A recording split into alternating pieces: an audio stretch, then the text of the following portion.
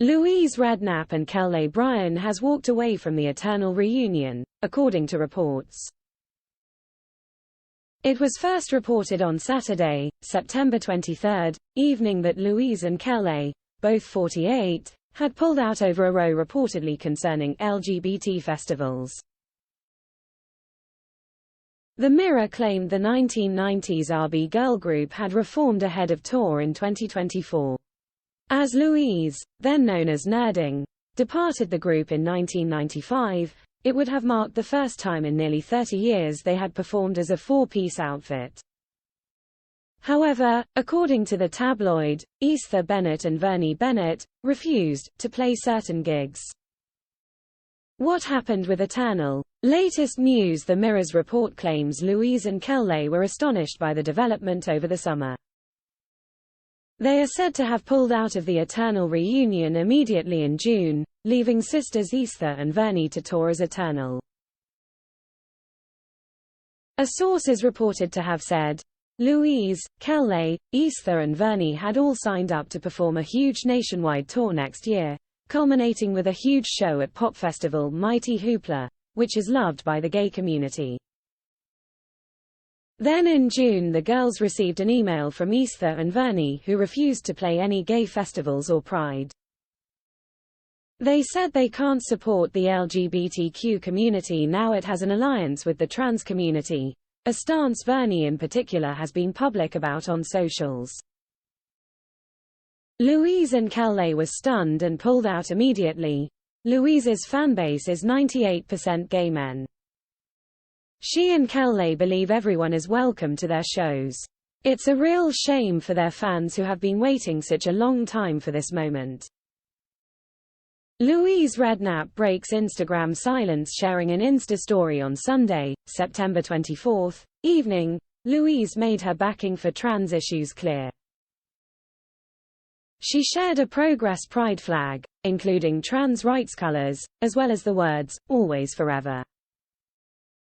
Always Forever was also the name of Eternal's first album, released in 1993. It contained 6 top 20 singles, including memorable hits Stay and Just a Step from Heaven. It was also the first album by a female group to achieve over 1 million sales in the UK. Louise left the group before their second album in 1995. Eternal continued as a trio before breaking up in 2000. Meanwhile, just a few days, Louise shared a touching Instagram post about her time in Eternal to mark 3 decades since the release of Stay. She wrote fondly in the post's caption, "Happy 30th anniversary to my Eternal girls Kéllé, Easter and Vernie. And most importantly, thank you to each and every one of you that has been there with us from day one, buying every record, coming to every show and being so supportive over the last 30 years. Kéllé Bryan reacts. Loose Women panelist Kéllé also shared her stance on claims on Instagram on Monday, September 25, afternoon.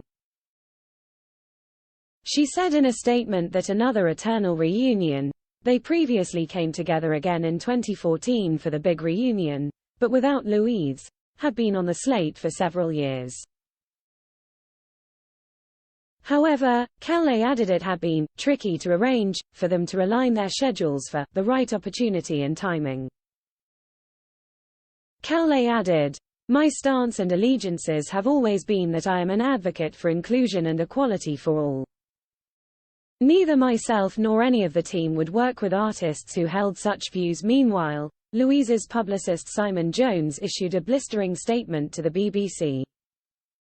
He is said to have alleged, a message was sent to the team putting together the Eternal reunion stating that if it was to go ahead, neither Vernie nor Easter would perform at Pride shows or LGBTQ+ festivals. This was because the duo felt that the gay community was being hijacked by the trans community and they do not support this. Louise is a huge supporter and ally of the LGBTQ+ community, and both herself and Kéllé told the duo they would not work with anyone who held these views, and as such the reunion as a four would not be going ahead. The team behind the proposed Eternal reunion are gay, including management, PR and tour promoter. And neither myself nor any of the team would work with artists who held such views about the trans community. The BBC has contacted Ether Bennett and Vernie Bennett for a response to the allegations.